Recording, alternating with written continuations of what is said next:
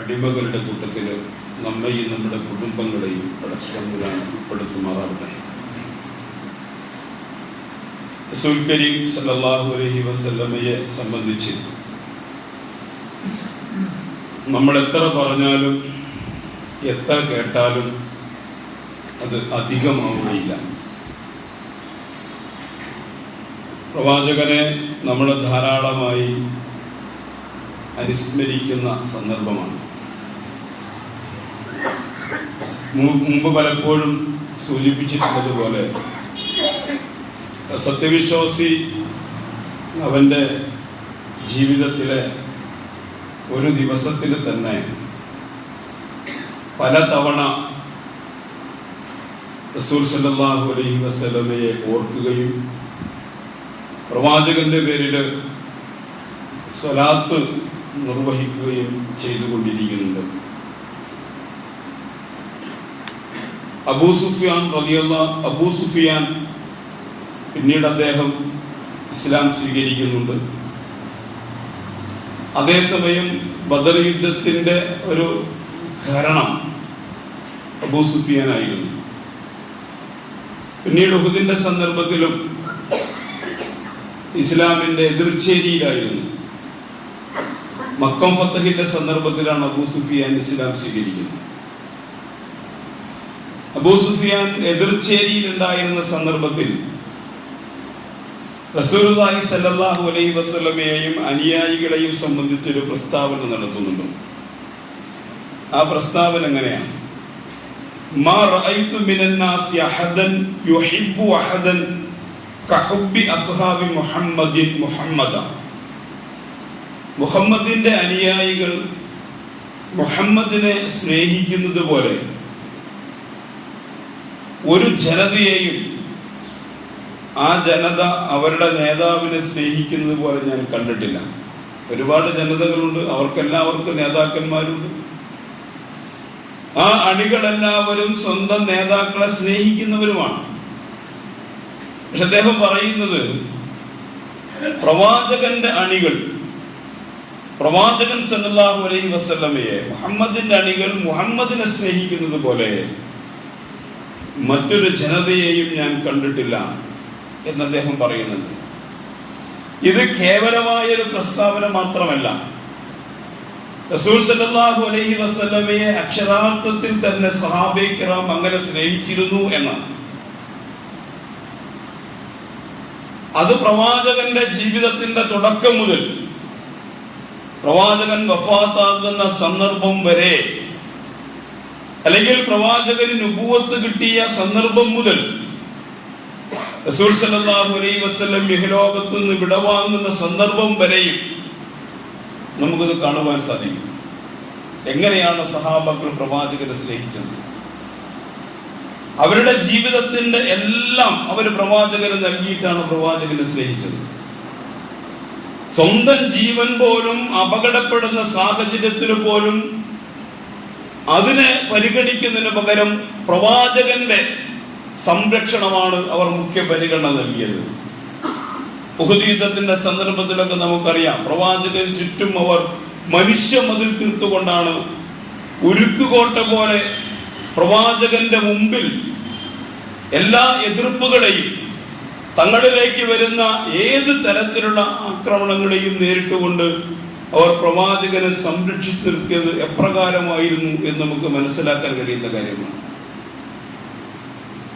ഞാൻ എൻ്റെ വീട്ടിൽ എൻ്റെ കുടുംബങ്ങളുമായി വളരെ സന്തോഷത്തോടുകൂടി കഴിഞ്ഞുകൂടിക്കൊണ്ടിരിക്കെ പ്രവാചകന്റെ കാലിൽ ഒരു മുള്ളു തറക്കുന്നത് പോലും എനിക്ക് സഹിക്കാൻ കഴിയുകയില്ല എന്ന് പ്രവാചകനെ സംബന്ധിച്ച് സഹാബയെ കിറാം നടത്തിയ പ്രസ്താവനകളും നമുക്ക് കാണാൻ കഴിയും. അവർ അങ്ങനെയാണ് പ്രവാചകനെ സ്നേഹിച്ചത്. റസൂൽ സല്ലല്ലാഹു അലൈഹി വസല്ലമയെ സഹാബയെ കിറാം സ്നേഹിച്ചതിന്റെ അനവധി ഉദാഹരണങ്ങൾ നമുക്ക് കാണുവാൻ സാധിക്കും. പ്രവാചകൻ ഉഹുദ് യുദ്ധത്തിൽ വഫാത്തായി എന്ന വർത്തമാനം കേട്ട് കിംവദന്തി പടർന്നു.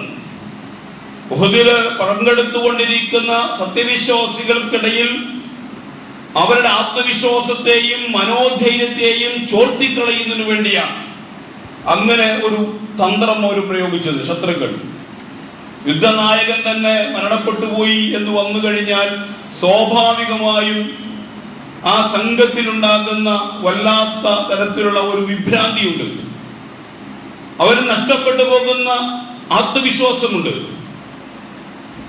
അങ്ങനെ കിംവദന്തി ബോധപൂർവം പടച്ചുണ്ടാക്കിയ ഘട്ടത്തിൽ പ്രവാചകനെ അന്വേഷിച്ചിറങ്ങുന്ന ഒരു സ്വഹാബി വനിതക്ക്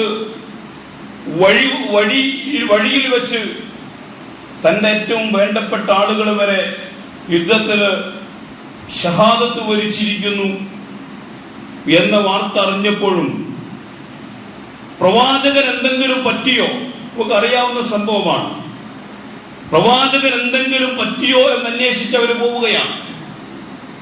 പ്രവാചകനെ ജീവനോടെ കണ്ടെന്ന സന്ദർഭത്തില് അവര് പറയുന്ന വർത്തമാനം, യാ റസൂലല്ലാഹ്, അല്ലാഹുവിന്റെ റസൂലേ, താങ്കൾക്ക് ശേഷം താങ്കൾ ഉണ്ട് എന്ന് എനിക്ക് ബോധ്യമായാൽ മറ്റ് എല്ലാ പ്രശ്നങ്ങളും എന്നെ സംബന്ധിച്ചിടത്തോളം നിസ്സാരമാണ്. എന്റെ കുടുംബത്തിൽ ആരൊക്കെ എന്നെ വേർപിടിഞ്ഞു പോയാലും, എന്തൊക്കെ തടസ്സങ്ങൾ, എന്തൊക്കെ പ്രയാസങ്ങൾ ഞാൻ നേരിടേണ്ടി വന്നാലും താങ്കൾ ഉണ്ട് എന്നറിഞ്ഞാൽ അതെല്ലാം എനിക്ക് നിസ്സാരമാണ്. അതേസമയം പ്രവാചകരില്ല എന്നതെനിക്ക് ഒരർത്ഥത്തിലും ഉൾക്കൊള്ളുവാനോ അംഗീകരിക്കുവാനോ കഴിയുന്ന കാര്യമല്ല എന്ന് ആ സഹാബി വനിത പറയുന്ന നമുക്ക് കാണുവാൻ സാധിക്കും. ഇത് ഏതെങ്കിലും ഒരു ഒറ്റപ്പെട്ട സംഭവം മാത്രമല്ല. ഹിജറയുടെ വേളയിൽ റസൂൽ സല്ലല്ലാഹു അലൈഹി വസല്ലമയുടെ മുന്നിലും പിന്നിലും ഇടതും വലതുമായി പരിഭ്രാന്തരായി നടക്കുന്ന സിദ്ദീഖ് റളിയല്ലാഹു അൻഹുവിനെ നമുക്ക് കാണാൻ കഴിയും. പ്രവാചകന്റെ കൂട്ട് പ്രവാചകൻ തന്നെ തിരഞ്ഞെടുത്തതാണല്ലോ. ഹിജറയുടെ വേളയിൽ തന്റെ കൂടെ ഒരാൾ ഉണ്ടാകണം, അത് സിദ്ദീഖ് റളിയല്ലാഹു അൻഹു ആയിരിക്കണം, പ്രവാചകന്റെ തീരുമാനമാണ്. അതുകൊണ്ട് പല ആളുകളും മദീനയിലേക്ക് പോകാൻ പ്രവാചകനോട് അനുവാദം ചോദിച്ചപ്പോ എല്ലാവർക്കും അനുവാദം കൊടുത്ത പ്രവാചകൻ സിദ്ദീഖ് റളിയല്ലാഹു അൻഹുവിനോട് പറഞ്ഞത്, താങ്കൾക്ക് പോകാനായിട്ടില്ല, താങ്കൾക്ക് യാത്ര ചെയ്യാൻ ഒരു നല്ല സുഹൃത്തുണ്ട്, അതുവരെ താങ്കൾ കാത്തിരിക്കണം എന്ന് പറയുകയാണ് ചെയ്തത്. അങ്ങനെ പ്രവാചകന് ഹിജറ പോകുന്ന വേളയിൽ ഇങ്ങനെ വിഭ്രാന്തരായി പ്രവാചകന്റെ മുന്നിലും പിന്നിലും ഇടതും വലതുമായി ഓടി നടക്കുന്ന സിദ്ദീഖ് റളിയല്ലാഹു അൻഹുവിനോട് പ്രവാചകൻ ചോദിക്കുന്നുണ്ട്, എന്താണ് താങ്കൾ ഇങ്ങനെ ചെയ്യുന്നത്? വളരെ അസ്വസ്ഥനാണല്ലോ താങ്കൾ, കുറച്ച് മുന്നിൽ കുറച്ച് പിന്നിൽ. അദ്ദേഹം പറയുന്ന ഒരു കാര്യമുണ്ട്, ഞാൻ മുന്നിലൂടെ നടക്കുമ്പോൾ എനിക്ക് തോന്നും ശത്രുക്കളെങ്ങാനും പുറകിൽ നിന്ന് വന്ന് അങ്ങേ ആക്രമിച്ചാലോ. അപ്പോ ആ ഒരു ചിന്തയാണ് എന്നെ പുറകിലേക്ക് എത്തിക്കുന്നത്. അങ്ങനെ ഞാൻ പുറകിൽ സഞ്ചരിക്കുമ്പോ എനിക്ക് തോന്നും എങ്ങാനും ഇടതുഭാഗത്തു കൂടെ വന്നാലോ, അപ്പൊ ഞാൻ അങ്ങോട്ട് വരും. വീണ്ടും എനിക്ക് തോന്നുന്നു എങ്ങാനും വലതുഭാഗത്തൂടെ വന്നാലോ. അങ്ങനെ പ്രവാചകനെ ഒരർത്ഥത്തിലും, അങ്ങനെ സൗർബഹിയിൽ പോകുന്ന സന്ദർഭവും നമുക്കറിയാം. പ്രവാചകനെ പുറത്തു നിർത്തി അകത്ത് കയറി അതിന് പ്രവാചകനെ അപകടപ്പെടുത്തുന്ന ഒന്നും അതിനകത്തില്ല എന്ന് ഉറപ്പുവരുത്തിയിട്ടാണ് റസൂൽ സല്ലല്ലാഹു അലൈഹി വസല്ലമയെ സിദ്ദീഖ് റളിയല്ലാഹു അൻഹു അകത്ത് പ്രവേശിപ്പിക്കുന്നത്. തനിക്ക് എന്തെങ്കിലും സംഭവിച്ചാലും പ്രവാചകനൊന്നും സംഭവിക്കാൻ പാടില്ല. കഥയിലൂടെയും പാട്ടിലൂടെയും നമ്മൾ കേട്ടറിഞ്ഞ ഒരുപാട് സംഭവങ്ങൾ അതിലുണ്ട്. പ്രവാചകൻ ക്ഷീണം കൊണ്ട് സിദ്ദീഖ് റളിയല്ലാഹു അൻഹുവിന്റെ മടിയിൽ തലവെച്ച് ആ സൗർ ഗുഹയിൽ കിടക്കുന്ന സന്ദർഭത്തില് ഒരു പാമ്പ് വരികയും ആ പാമ്പെങ്ങാനും മാടത്തിൽ നിന്ന് പുറത്തു വന്നാൽ പ്രവാചകന് അത് അപകടമാകുമെന്ന് മനസ്സിലാക്കിയിട്ട് തന്റെ തള്ളവിരൽ കൊണ്ട് ആ മാളത്തെ അമർത്തിപ്പിടിച്ച സംഭവം നമുക്കറിയാം. അങ്ങനെ പാമ്പ് സിദ്ദീഖ് റളിയല്ലാഹു അൻഹുവിന്റെ കാലിൽ കൊത്തുകയും ആ വേദന സഹിക്കവയ്യാതെ കടിച്ചമർത്തിയിരിക്കുകയാണ്. പ്രവാചകനെ ഉറക്കത്തിൽ പോലും ശല്യം ചെയ്യാൻ പാടില്ല. താനൊന്ന് ഇളകിയാൽ, താനൊന്ന് അനങ്ങിയാൽ പ്രവാചകന്റെ ഉറക്കം പ്രയാസമാകുമെന്ന് കരുതിയിട്ട് ആ വേദന കടിച്ചമർത്തുകയാണ്. പക്ഷെ കണ്ണുനീര് തടുക്കാൻ കഴിയില്ലല്ലോ. അങ്ങനെ വേദന കൊണ്ട് അറിയാതെ കണ്ണുനീര് പ്രവാചകന്റെ മുഖത്ത് വീഴുകയാണ്. സിദ്ദീഖ് റളിയല്ലാഹു അൻഹുവിന്റെ കണ്ണുനീര് പ്രവാചകന്റെ മുഖത്ത് വീഴുമ്പോഴാണ് പ്രവാചകൻ ഞെട്ടി ഉണരുന്നത്. എന്താ സിദ്ദീഖ് റളിയല്ലാഹു അൻഹു ഈ സംഭവം, എന്താണ് ഈ പ്രശ്നം എന്ന് പ്രവാചകൻ ചോദിക്കുമ്പോൾ ആണ് ഈ കാര്യങ്ങൾ പറയുന്നത്. അവർ അത്രയും കരുതൽ, പ്രവാചകന്റെ കാര്യത്തിൽ എത്രത്തോളം കരുതൽ സഹാബയെ കിറാം കാണിച്ചിരുന്നു എന്ന് നമുക്ക് മനസ്സിലാക്കാൻ കഴിയും. ആയിഷ റളിയല്ലാഹു തആല പറയുകയാണ്, പ്രവാചകൻ എന്റെ മടിയിൽ, പ്രവാചകന്റെ ഭാര്യമാരിൽ പല ആളുകൾക്കും ഇങ്ങനെ പ്രവാചകൻ എല്ലാവരെയും കൃത്യമായി പരിഗണിക്കുന്ന ഒരു പ്രകൃതമാണ്. ആയിഷ റളിയല്ലാഹു തആല പറയുകയാണ്, പ്രവാചകൻ എന്റെ വീട്ടിൽ കിടന്നാണ് മരിച്ചത്, എന്റെ മടിയിൽ തലവെച്ചുകൊണ്ടാണ് റസൂൽ ഇഹലോകവാസം വെടിഞ്ഞത്. കണക്കനുസരിച്ച് എനിക്ക് ഊഴമെത്തിയ ദിവസമായിരുന്നു. അങ്ങനെ പ്രവാചകൻ എന്റെ വീട്ടിൽ, എന്റെ മടിയിൽ പ്രവാചകൻ തലവെച്ച് കിടക്കുകയാണ്. പ്രവാചകൻ വല്ലാതെ വേദന അനുഭവിക്കുന്നതായി കാണുന്നുണ്ട്. ആ സന്ദർഭത്തിൽ എന്റെ സഹോദരൻ അബ്ദുറഹ്മാൻ എന്റെ വീട്ടിലേക്ക് കയറി വന്നു. ആ അബ്ദുറഹ്മാന്റെ കയ്യിൽ ഒരു അറാക്കിന്റെ കൊള്ളി ഉണ്ടായിരുന്നു. ആ അറാക്കിന്റെ കൊള്ളി കണ്ടപ്പോ പ്രവാചകൻ ആ കൊള്ളിയിലേക്ക് നോക്കുകയാണ്. എനിക്ക് മനസ്സിലായി പ്രവാചകൻ ആ അറാക്കിന്റെ കൊള്ളി ആവശ്യമുണ്ട് എന്ന് എനിക്ക് തോന്നി. അങ്ങനെ അബ്ദുറഹ്മാനിൽ നിന്ന് ആ അറാക്കിന്റെ കൊള്ളി ഞാൻ വാങ്ങിയിട്ട്, അത് ഒരല്പം ഹാർഡാണ്, കഠിനമായിരുന്നു. അത് ഞാൻ എന്റെ വായിൽ അത് കടിച്ച് അതിനെ മൃദുലമാക്കി പ്രവാചകന് കൊടുത്തു. പ്രവാചകൻ ആ അറാക്കിന്റെ കൊള്ളി ഉപയോഗിച്ച് മിസ്വാക്ക് ചെയ്തു. പ്രയാസം വരുന്ന ഘട്ടത്തിൽ പ്രവാചകൻ തന്റെ അടുത്തുണ്ടായിരുന്ന തോൽപാത്രത്തിലെ വെള്ളം അതിങ്ങനെ തൊട്ട് തന്റെ മുഖത്ത് തടവുമായിരുന്നു. ആ അറാക്കിന്റെ കൊള്ളി കൊണ്ട് ആ മിസ്വാക്ക് ചെയ്ത് പ്രവാചകൻ പിന്നീട് തന്റെ അടുത്തുള്ള തോൽപാത്രത്തിൽ നിന്ന് വെള്ളമെടുത്തുകൊണ്ട് പ്രവാചകൻ തടവുകയാണ്. തന്റെ ഒതുവെടുക്കുന്ന രീതിയിൽ തന്റെ മുഖവും കൈകാലുകളും പ്രവാചകൻ തടവുകയാണ്. പ്രവാചകൻ സല്ലല്ലാഹു അലൈഹി വസല്ലം ആ സന്ദർഭത്തിൽ പറഞ്ഞു, മരണത്തിന് വല്ലാത്ത വേദനയാണ്. മരണം ഒരു മനുഷ്യന് പിടികൂടുന്ന സന്ദർഭത്തില് അതിന് വല്ലാത്തൊരു മത്ത് പിടിപ്പിക്കുന്ന വേദനയാണ് മരണത്തിന് എന്ന് റസൂലുള്ളാഹി സ്വല്ലല്ലാഹു അലൈഹി വസല്ലം ആ സന്ദർഭത്തിൽ പറയുകയാണ്. ആയിഷ റളിയല്ലാഹു അൻഹ പറയുകയാണ്, അങ്ങനെ എന്റെ മടിയിൽ കിടന്നുകൊണ്ട് എന്റെ ഉമിനീരും പ്രവാചകന്റെ ഉമിനീരും കൂടിക്കലരുന്ന സന്ദർഭത്തിലാണ് റസൂലുള്ളാഹി സ്വല്ലല്ലാഹു അലൈഹി വസല്ലം ഇഹലോകവാസം വെടിയുന്നത്. അൻത റഫീഖൽ അഅ്ലാ, പ്രവാചകൻ അവസാനമായി ലാ ഇലാഹ ഇല്ലല്ലാഹ് എന്ന കലിമത്ത് തൗഹീദ് ഏതൊരു മനുഷ്യനും മരണാസന്ന വേളയിൽ ഉച്ചരിക്കാൻ ആഗ്രഹിക്കുന്ന ലാ ഇലാഹ ഇല്ലല്ലാഹ് എന്ന് പറയുന്ന ഈ കലിമത്ത് തൗഹീദ് ഉച്ചരിച്ചുകൊണ്ട് മരണത്തിന് വല്ലാത്ത വേദനയാണ് എന്ന ആയിഷ റളിയല്ലാഹു തആല അൻഹയോട് അതുമായി പങ്കുവെച്ച് എന്നിട്ട് പ്രവാചകൻ അൻത റഫീഖൽ അഅ്ലാ, അല്ലാഹുവേ നീ ഏറ്റവും ഉന്നതനായ കൂട്ടുകാരനാണ് നീ എന്ന് പറഞ്ഞുകൊണ്ടാണ് റസൂലുള്ളാഹി സ്വല്ലല്ലാഹു അലൈഹി വസല്ലം ഇഹലോകവാസം വെടിയുന്നത്. ഇത് നേരെ കണ്ടുകൊണ്ടാണ് ആയിഷ റളിയല്ലാഹു തആല അൻഹ ഈ കാര്യങ്ങൾ നമ്മളോട് സംസാരിക്കുന്നത്. പ്രവാചകൻ സല്ലല്ലാഹു അലൈഹി വസല്ലം എന്തുമാത്രം അവർ സ്നേഹിച്ചിരുന്നു എന്ന് ഈ സംഭവങ്ങൾ നമുക്ക് മനസ്സിലാക്കുവാൻ സാധിക്കും. ഉമർ റളിയല്ലാഹു അൻഹുവും മുഗൈറയും കൂടി പ്രവാചകനെ സന്ദർശിക്കാൻ വേണ്ടി വരികയാണ്.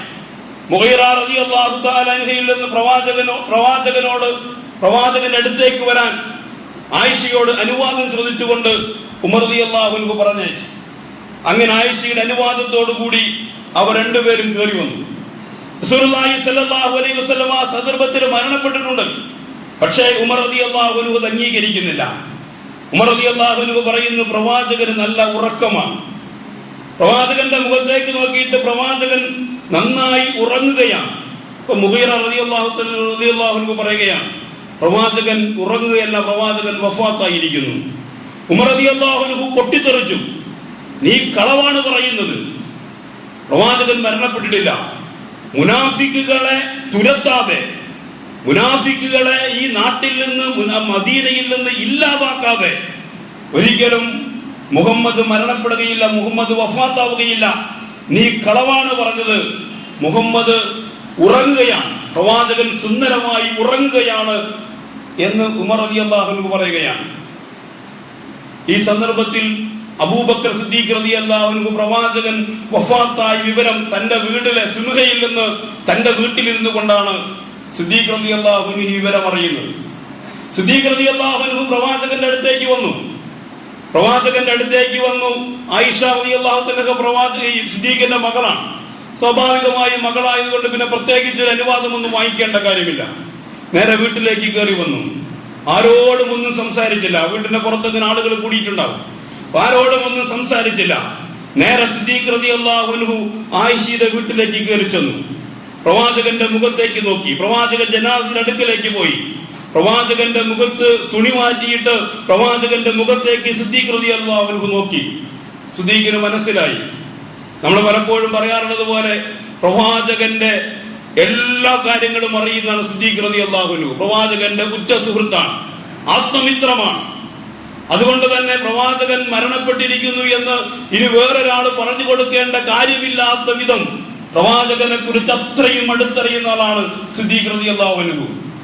ആ മുഖത്തെ തുണി മാറ്റിയിട്ട് പ്രവാചകനെ നോക്കിയ സന്ദർഭത്തില് സിദ്ദീഖ് റളിയല്ലാഹു അൻഹു മനസ്സിലായി പ്രവാചകൻ വഫാത്തായിരിക്കുന്നു. സിദ്ദീഖ് റളിയല്ലാഹു അൻഹു പ്രവാചകന്റെ രണ്ട് കണ്ണുകൾക്കിടയിലായി പ്രവാചകനെ ചുംബിക്കുകയാണ്. പ്രവാചകന്റെ രണ്ട് കണ്ണുകൾക്കിടയിലായി ആ നെറ്റിത്തടത്ത് സിദ്ദീഖ് റളിയല്ലാഹു അൻഹു ചുംബിക്കുകയാണ്. എന്നിട്ട് പറയുകയാണ്, അൻത അബീ വ ഉമ്മി, യാ റസൂലല്ലാഹ് അൻത അബീ വ ഉമ്മി. സാധാരണ ഒരു മനുഷ്യൻ തന്റെ കൂടെയുള്ള ആളുകളോടുള്ള സ്നേഹപ്രകടനം അത് പ്രകടിപ്പിക്കാൻ അറബികൾ ഉപയോഗിക്കുന്ന ഒരു പ്രയോഗമാണ്. ഒരാളോടുള്ള സ്നേഹവും ഒരാളോടുള്ള ആദരവും ബഹുമാനവും പ്രകടിപ്പിക്കാൻ വേണ്ടി സാധാരണഗതിയിൽ അറബി ഭാഷയിലുള്ള ഒരു പ്രയോഗമാണ്. അൻത അബീ വ ഉമ്മി, നീയാണ് എന്റെ ഉമ്മയും ഉപ്പയും. യാ റസൂലല്ലാഹ്, ഇങ്ങനെ ചുംബിച്ചുകൊണ്ട് സിദ്ദീഖ് റളിയല്ലാഹു അൻഹു പ്രവാചകന്റെ മുഖത്ത് നോക്കി പറയുകയാണ്, യാ റസൂലല്ലാഹ് അൻത അബീ വ ഉമ്മി, നീയാണ് എന്റെ ഉമ്മയും ഉപ്പയും. പ്രവാചകരെ, അങ്ങാണ് എന്റെ ഉപ്പയും ഉമ്മയും. നബിയോടുള്ള സ്നേഹം സിദ്ദീഖ് റളിയല്ലാഹു അൻഹു പ്രകടിപ്പിക്കുകയാണ്. എന്നിട്ട് പറഞ്ഞു, പ്രവാചകരെ, ഒരാൾക്ക് ജീവിതത്തിൽ രണ്ട് മരണമില്ല, ജീവിതത്തിൽ ഒരു മരണമേ ഉള്ളൂ, അങ്ങ് വിടവാങ്ങിയിരിക്കുന്നു എന്ന് സിദ്ദീഖ് റളിയല്ലാഹു അൻഹു കരഞ്ഞുകൊണ്ട് പറയുകയാണ്. എന്നിട്ട് ഉമർ റളിയല്ലാഹു അൻഹു ഇത് അംഗീകരിക്കുന്നില്ല. ഇത് അംഗീകരിക്കാൻ ഉമർ റളിയല്ലാഹു അൻഹു കൂട്ടാക്കുന്നില്ല. പ്രവാചകനോടുള്ള അങ്ങേയറ്റത്തെ സ്നേഹമാണ്. ഉമർ റളിയല്ലാഹു അൻഹുവിനെ വകഞ്ഞു മാറ്റി കൂടെയുള്ള ആളുകളെ തട്ടിമാറ്റി സിദ്ദീഖ് റളിയല്ലാഹു അൻഹു നേരെ മിമ്പറിലേക്ക് കയറി. സിദ്ദീഖ് റളിയല്ലാഹു അൻഹു മിമ്പറിലേക്ക് കയറുന്ന സന്ദർഭത്തിൽ ആളുകൾ വട്ടം കൂടി നിൽക്കുകയാണ്, തമ്മിൽ തർക്കിക്കുകയാണ്. ഉമർ റളിയല്ലാഹു അൻഹുവിനോട് ഈ റസൂലുള്ളാഹി സ്വല്ലല്ലാഹു അലൈഹി വസല്ലം വഫാത്തായിരിക്കുന്നു എന്ന് പറയുന്നവരോട് ഉമർ കയർക്കുകയാണ്. ആ ഒരു ശബ്ദമുഖരിതമായ ഒരു അന്തരീക്ഷത്തിൽ എത്ര ഉമർ റളിയല്ലാഹു അൻഹു ആശ്വസിപ്പിക്കാൻ നോക്കിയിട്ടും സിദ്ദീഖ് റളിയല്ലാഹു അൻഹു കഴിയുന്നില്ല. അങ്ങനെ സിദ്ദീഖ് റളിയല്ലാഹു അൻഹു മിമ്പറിലേക്ക് കയറിയിട്ട് സ്വാഭാവികമായി മിമ്പറിലേക്ക് കയറി സത്യവിശ്വാസികൾ അഭിസംബോധന ചെയ്തപ്പോ എല്ലാവരും നിശബ്ദരായി. ഉമർ റളിയല്ലാഹു അൻഹുവിന്റെ ബഹളവും താഴ്ന്നു. ഉമർ റളിയല്ലാഹു അൻഹു ചുറ്റും കൂടി ഉമറിനെ ശ്രദ്ധിച്ചുകൊണ്ടിരുന്ന ആളുകൾ പിന്നീട് മിമ്പറിലേക്ക് സിദ്ദീഖ് റളിയല്ലാഹു അൻഹു നോക്കാൻ തുടങ്ങി. എന്നിട്ട് സിദ്ദീഖ് റളിയല്ലാഹു അൻഹു അന്തും സലാത്തും ഒക്കെ ചൊല്ലിയതിനു ശേഷം അവരോട് പറഞ്ഞു, മാ കാന മുഹമ്മദിൻ അബാ അഹദിൻ മിൻ റിജാലിക്കും, മുഹമ്മദ് എന്ന് പറയുന്നത് അല്ലാഹുവിന്റെ ദൂതനാണ്. അല്ലാഹുവിന്റെ ദൂതനായ മുഹമ്മദ് നബി സല്ലല്ലാഹു അലൈഹി വസല്ലം നമ്മളിലേക്ക് വന്നത് വലിയ ഒരു ദൗത്യ നിർവഹണത്തിന് വേണ്ടിയാണ്. ആ ദൗത്യം പൂർത്തീകരിച്ചുകൊണ്ട് അല്ലാഹുവിലേക്ക് യാത്രയായിരിക്കുകയാണ്. നിങ്ങൾ ആരെങ്കിലും മുഹമ്മദിനെയാണ് ആരാധിക്കുന്നതെങ്കിൽ ആ മുഹമ്മദ് ഇതാ മരണപ്പെട്ടിരിക്കുകയാണ്. വമാ മുഹമ്മദുൻ ഇല്ലാ റസൂലുൻ ഖദ് ഖലത് മിൻ ഖബ്ലിഹി റുസുൽ, മുഹമ്മദ് അല്ലാഹുവിന്റെ റസൂലാണ്, മുഹമ്മദ് അല്ലാഹുവിന്റെ ദൂതനാണ്. അതുപോലെ ഒരുപാട് ദൂതന്മാർ ഇതിനു മുമ്പും കഴിഞ്ഞു പോയിട്ടുണ്ട്. ഖദ് ഖലത് മിൻ ഖബ്ലിഹി റുസുൽ, ഇതിനു മുമ്പും ഒരുപാട് ദൂതന്മാർ കഴിഞ്ഞു പോയിട്ടുണ്ട്. അഫഇൻ മാത ഔ ഖുതില ഇൻകലബതും അലാ അഖാബികും, അങ്ങനെ ഒരു പ്രവാചകൻ മരണപ്പെടുകയോ കൊല്ലപ്പെടുകയോ വഫാത്താവുകയോ അല്ലെങ്കിൽ ഷഹാദത്ത് വരിക്കുകയോ ചെയ്യുകയാണെങ്കിൽ ഇൻകലബതും അലാ അഖാബികും, നിങ്ങൾ പിന്തിരിഞ്ഞു പോകാൻ പറ്റുമോ? ഇത് ഉഹുദ് യുദ്ധത്തിന്റെ പശ്ചാത്തലത്തിൽ ഇറങ്ങിയ ആയത്താണ്. ഞാൻ നേരത്തെ സൂചിപ്പിച്ചല്ലോ, ഉഹുദ് യുദ്ധത്തിന്റെ പശ്ചാത്തലത്തിൽ നബി സല്ലല്ലാഹു അലൈഹി വസല്ലം വധിക്കപ്പെട്ടു എന്നൊരു കിംവദന്തി പറഞ്ഞപ്പോ സഹാബാക്കൾ ഛിന്ന ഭിന്നമായി. ആ സന്ദർഭത്തിൽ അവതരിച്ച ആയത്താണ്, അല്ലെങ്കിൽ അതിനെ വിലയിരുത്തിക്കൊണ്ട് അവതരിച്ച അവതീർണമായ സൂക്തമാണത്. ഏതെങ്കിലും ഒരു സന്ദർഭത്തിൽ പ്രവാചകൻ മരണപ്പെടുന്ന പക്ഷം മുഹമ്മദ് അള്ളാഹുവിന്റെ റസൂലാണ്. അതുപോലെ ഒരുപാട് പ്രവാചകന്മാർ കഴിഞ്ഞു പോയിട്ടുണ്ട്. ആ പ്രവാചകന്മാരൊക്കെ ഈ വഫാത്തായിട്ടുണ്ട്. അങ്ങനെ വഫാത്താകുന്ന പക്ഷം നിങ്ങൾ പിന്തിരിഞ്ഞു പോവുകയാണ്. നിങ്ങൾ അള്ളാഹുവിനെയാണ് ആരാധിക്കുന്നതെങ്കിൽ അള്ളാഹു മരണപ്പെട്ടിട്ടില്ല. അള്ളാഹു ഹയ്യുൽ ഖയ്യൂം, അള്ളാഹു എന്നും ജീവിക്കുന്നവനാണ്. നിങ്ങൾ ആരെങ്കിലും മുഹമ്മദിനെയാണ് ആരാധിക്കുന്നതെങ്കിൽ മുഹമ്മദ് ദാ മരണപ്പെട്ടിരിക്കുന്നു. സിദ്ദീഖ് റളിയല്ലാഹു അൻഹു ഈ ആയത്ത് ഓതിയിട്ട് വിശദീകരിക്കുകയാണ്. ഉമർ റളിയല്ലാഹു അൻഹു ഉൾപ്പെടെയുള്ള ആളുകൾ പറയുകയാണ്, പരിശുദ്ധ ഖുർആനിൽ ഇങ്ങനെ ഒരായത്ത് ഞങ്ങളുടെ ശ്രദ്ധയിൽ വന്നിട്ടില്ല. മാത്രമല്ല ഇത് ഇപ്പോൾ ഇറങ്ങിയ ആയത്ത് പോലെ. വിശുദ്ധ ഖുർആൻ ഇറങ്ങുന്നത്, വഹി ഇറങ്ങുന്നത് നബിക്കാണല്ലോ.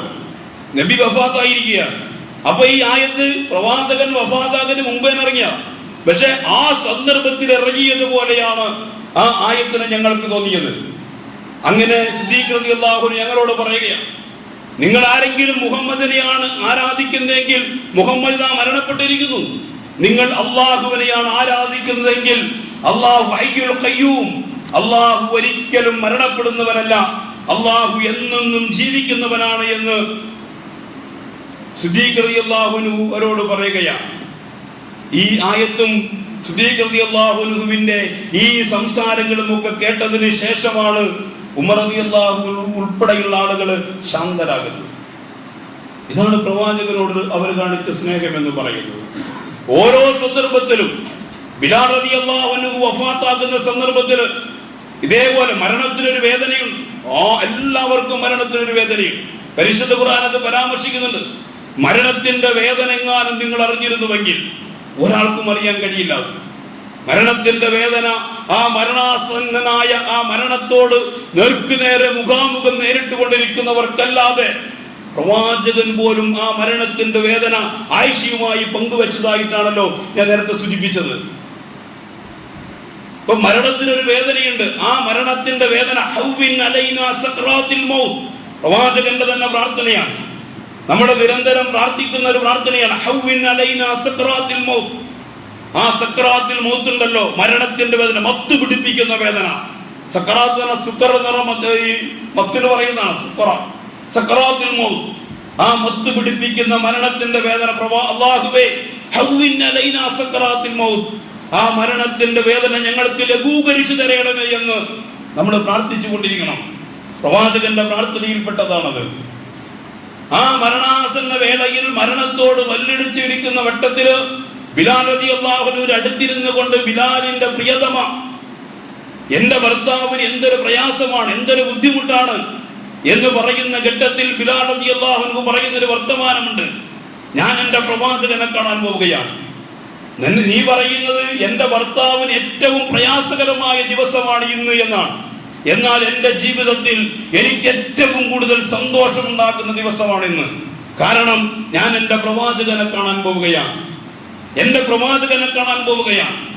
ബിലാലിന് പ്രവാചകൻ സല്ലല്ലാഹു അലൈഹി വസല്ലം തന്റെ നെഞ്ചോട് ചേർത്ത് വെച്ച ബിലാൽ തന്നെ പറയുന്നുണ്ട്, എന്റെ ഈ കറുത്ത ഇരുണ്ട മുഖം കാണുമ്പോ ഏതൊരാളും അറപ്പോടുകൂടിയാണ് നോക്കുന്നത്.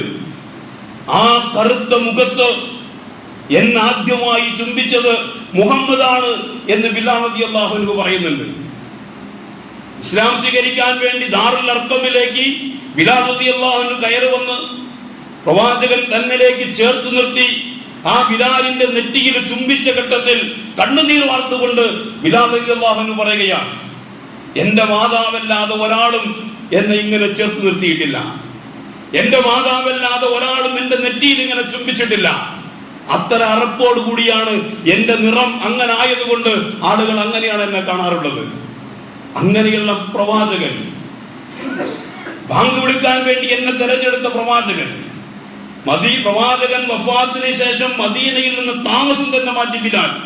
കാരണം പ്രവാചകന്റെ ഓർമ്മകൾ, പ്രവാചകന്റെ ചിന്തകൾ മദീനയിലെ പള്ളിയിലേക്ക് വരുമ്പോ, അവിടെ തങ്ങാടിയിലേക്ക് പോകുമ്പോ, തെരുവുകളിലേക്ക് ഇറങ്ങുമ്പോ പ്രവാചകന്റെ സാന്നിധ്യം എന്നെ അസ്വസ്ഥപ്പെടുത്തുന്നു. ആ പ്രവാചകന്റെ ഓർമ്മകൾ എന്നെ വല്ലാതെ ആകുലപ്പെടുത്തുന്നു. അതുകൊണ്ടാണ് ഞാൻ ഷാമിലേക്ക് താമസം മാറ്റിയത് എന്ന് ബിലാൽ പറയുന്നു. ആ ബിലാൽ പറയുകയാണ്, മരണാസന്ന ഘട്ടത്തിൽ ബിലാൽ പറയുന്ന വർത്തമാനമാണ്, എന്റെ ജീവിതത്തിൽ ഏറ്റവും കൂടുതൽ ഞാൻ സന്തോഷിക്കുന്ന ദിവസങ്ങളിലെ ഒരു ദിവസമാണ് ഇന്ന്. കാരണം ഞാൻ എന്റെ പ്രവാചകനെ കാണാൻ പോവുകയാണ്. എന്നെ ഞാനാക്കിയ, എന്റെ ജീവിതത്തിൽ ഇത്രയും വലിയ മാറ്റങ്ങൾ ഉണ്ടാക്കിയ ആ ബിലാൽ, ആ പ്രവാചകനെ ഞാൻ കാണാൻ പോവുകയാണ്. ഞാൻ സൂചിപ്പിച്ചു വന്നത് റസൂലുള്ളാഹി സ്വല്ലല്ലാഹു അലൈഹി വസല്ലമയെ സഹാബയെ കിറാം അങ്ങനെയാണ് സ്നേഹിച്ചത്. അങ്ങനെ സ്നേഹിക്കാൻ ഒരു കാരണമുണ്ട്. ആ കാരണമാണ് പല സന്ദർഭങ്ങളിലൂടെ പ്രവാചകൻ അവരുടെ ജീവിതത്തിൽ ഉണ്ടാക്കിയ മാറ്റങ്ങൾ. അവർ തന്നെ പലപ്പോഴും അത് പറയുന്നുണ്ട്. ഞങ്ങളുടെ പെൺകുട്ടികളെ ജീവനോടെ കുഴിച്ചുമൂടിയവരായിരുന്നു. ഞങ്ങൾ കണ്ണു തുറപ്പിച്ച് അതിൽ നിന്ന് ഞങ്ങളെ മാറ്റിയെടുത്തത് പ്രവാചകനാണ്.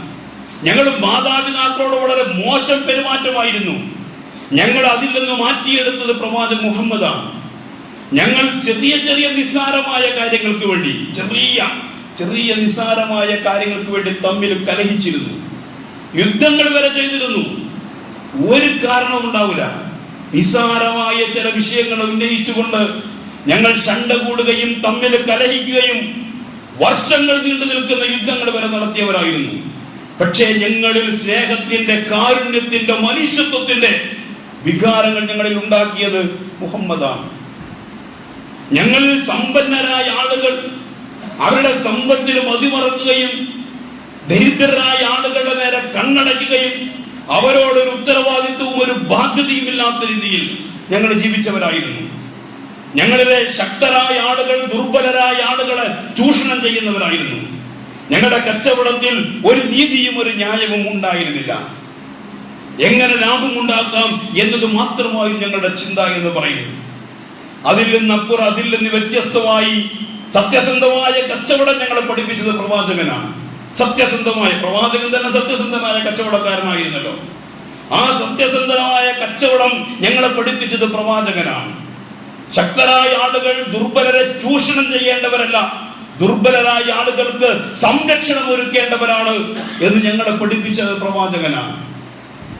മക്കയിൽ വന്ന്, കാബയിൽ വന്ന് നഗ്നരായി ഒരു തരത്തിലുള്ള നാണവും മാനവും ഇല്ലാതെ തവാഫ് ചെയ്ത് ഞങ്ങളെ ലജ്ജ പഠിപ്പിച്ചത്, നാണം പഠിപ്പിച്ചത്, അന്തസ്സും അഭിമാനവും ഞങ്ങളെ പഠിപ്പിച്ചത് മുഹമ്മദാണ്. അങ്ങനെ ജീവിതത്തിന്റെ ഓരോ കാര്യങ്ങളും ഞങ്ങളെ മനുഷ്യത്വത്തിന്റെ പദവിയിലേക്ക്, മാനുഷികമായ ഉന്നതമായ ഗുണങ്ങളിലേക്ക്, പൈശാചികമായ ജീവിത സംസ്കാരത്തിൽ നിന്ന്, ഇരുണ്ട യുഗത്തിന്റെ, അന്ധകാരത്തിന്റെ ജീവിത ചുറ്റുപാടുകളിൽ നിന്ന് വെളിച്ചത്തിലേക്കും നന്മയിലേക്കും ഞങ്ങളെ കൊണ്ടുവന്ന മുഹമ്മദാണ്.